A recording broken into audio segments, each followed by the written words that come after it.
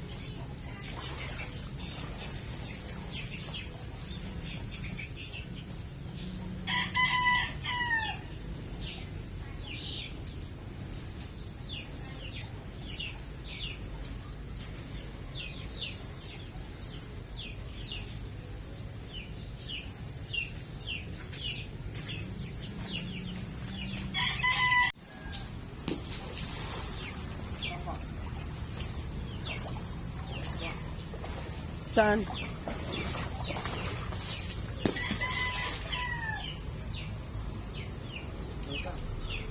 Yan. Mo, yung pano, di ba yun may dalawa doon, no? Ayun, oh, yung may dalawa, yung malaki-laki. Abot kaya? Yung malaki-laki. Yan.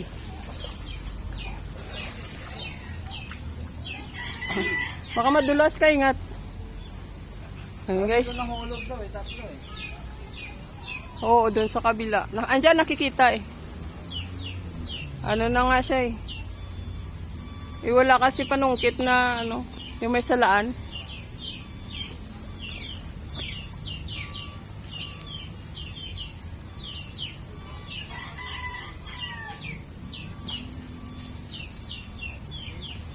Malambot na naman pag naano siya, no?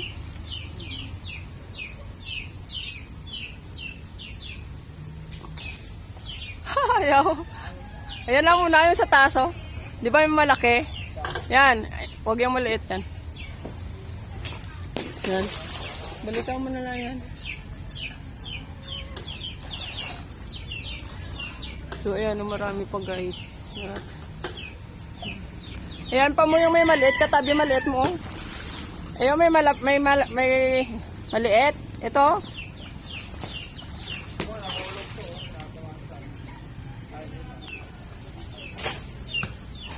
Ayun may maliit, katabing maliit. Yan. Hindi, sa baba. Dito banda sa akin. Ito lang. Yan. Bago na, hindi yung tatlo. Yung dalawa, yan.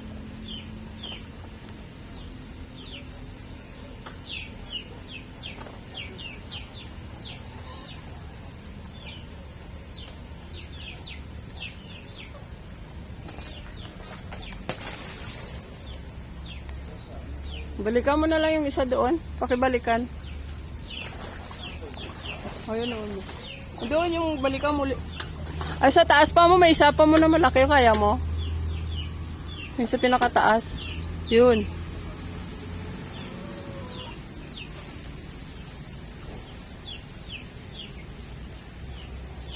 Umalis na ba si kuya mo? Ayun. Sana lang. Ayan o. Yung iniwanan mo kanina. Saan ba yun? Yan, pwede yan. Yan na pala kanina, no? Yun. Meron pa dyan malaki-laki. Ha? Yan, sige.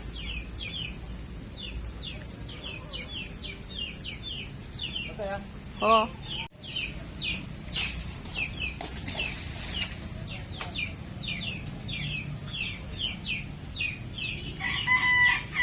Ayun pa, isa sa gitna. Ay, dalawa. Ito, oh. Dalawa, tatlo ito. Yan, tatlo sila magkatabi. Apat. Busi mo na yan.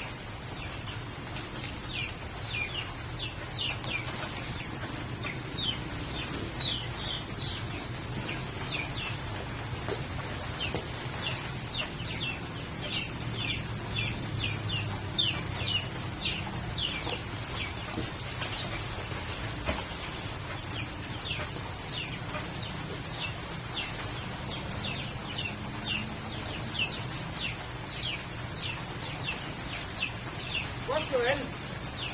Ako lang na boss. Narambo ito, plastic.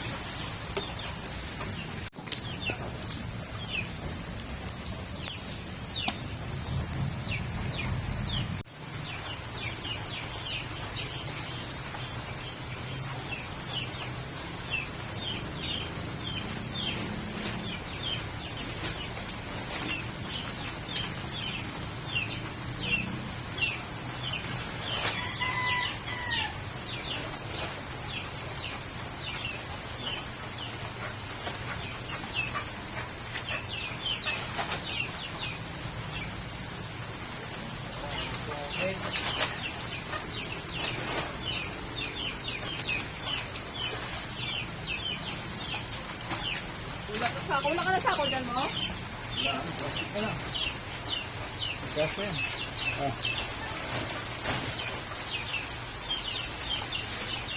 Ayan, dalawa lang.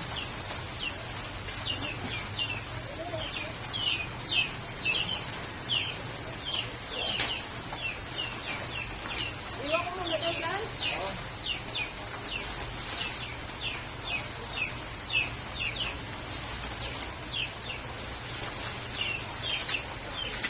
Harvest tayo ng suha kasi naunahan po tayo ng harvest ng iba. So, alanganin pa sana ang harvestin kaso unahan tayo pag hindi natin kinuha.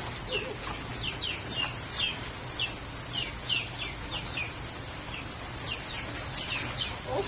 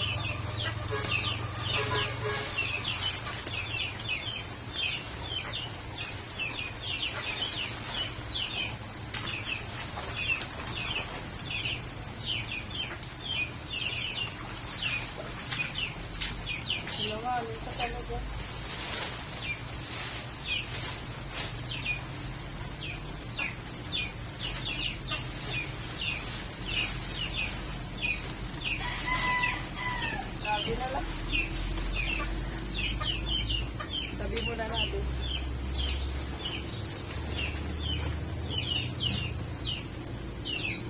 So, ayun guys, nakakalungkot talaga isipin ang nangyari na ikaw ang nagtanim ay tira-tira na lang ang para sa'yo.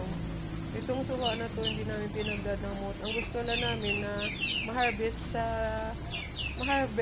siya sa matamang panahon para masarap namang kainin. Pero hindi namin akalain na merong taong mapagsamantala at naunahan po kami mag-harvest sa aming tanim. So wala naman po kami ebidensya kung sino kumuha. Ba't nagpaalam din po sila kasi ito, mayroon pa kaming pinaglaanan. 2 sako at ang harvest natin, imbis na 4, 2 na lang. Bala ko pa sana isang harvest lang, tapos ilako ko sa palengke para may pambili kami ng ulam tsaka bigas. Dahil ngayon masama ang panahon, bumapagyo, mahina ang kita ng darling ko. So wala kaming pambili ng bigas tsaka ulam. So kung harvest sana na isang harvest lang, so marami sana. Wala naman tayo magagawa dahil meron talagang tao mapang-abuso.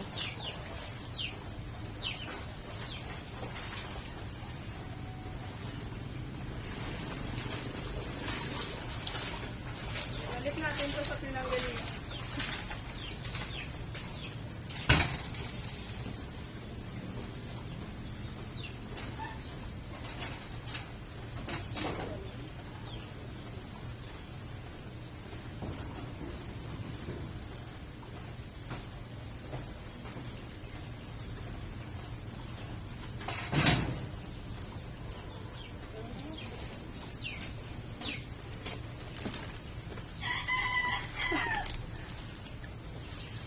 Basta tuloy ako ng ulan.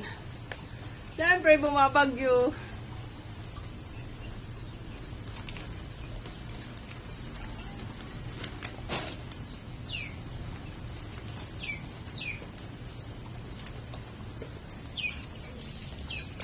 So, ayan po, konti na lang po ang bunga.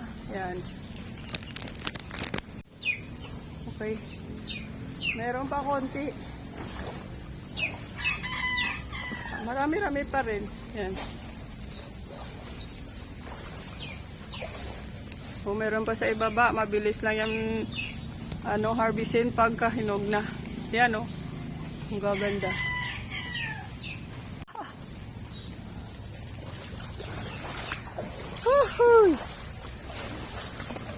So, ayun guys, nakapag-harvest na po tayo, 2 sako.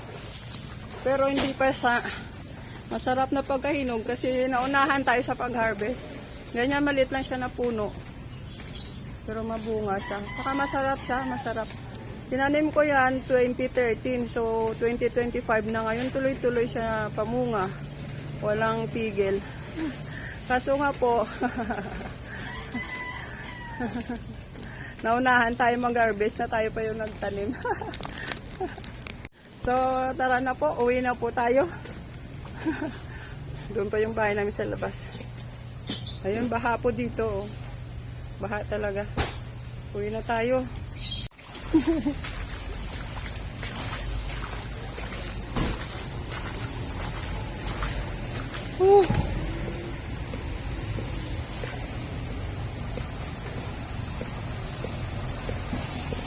So dito yung dati ang uy, nay lang!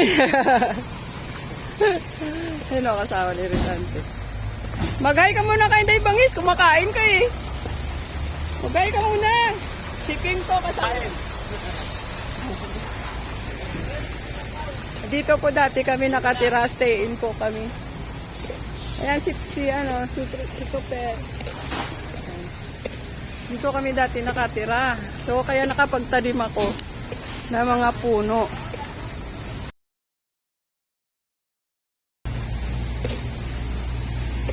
So, nangungupahan po kami sa labas. But still, yung tanim namin, nandito, binibisita namin. Ayan. Woo!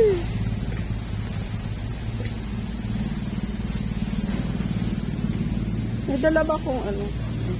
Malabas na po. Salamat. So sa ngayon po, medyo pasabol na po yung daan dito sa amin. Ayan, pasabol na. Ayan. Pero, ako'y nakabuta pa rin pauwi sa amin.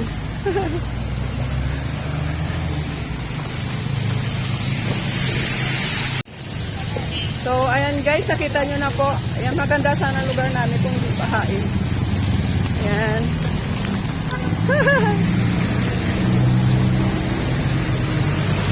Welcome to Inday Bangis! Sumusugod sa ulan! Mula pa Sabado ang baha dito sa amin.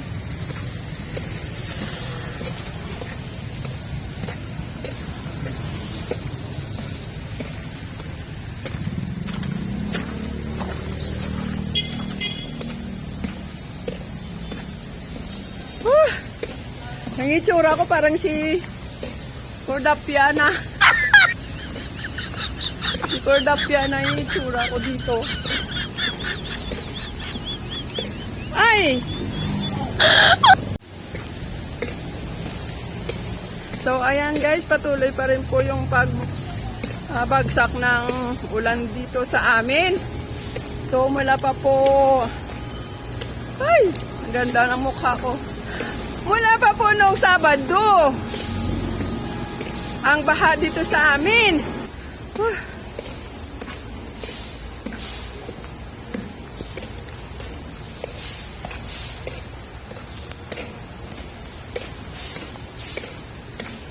Nabasa pong ano ko. Ayan si Alan. Hi, Lan.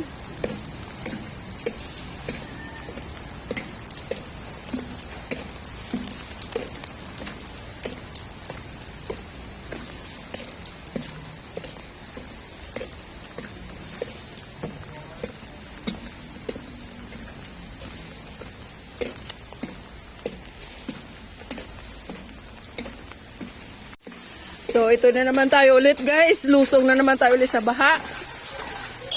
Inuubo na si Inday Bangis.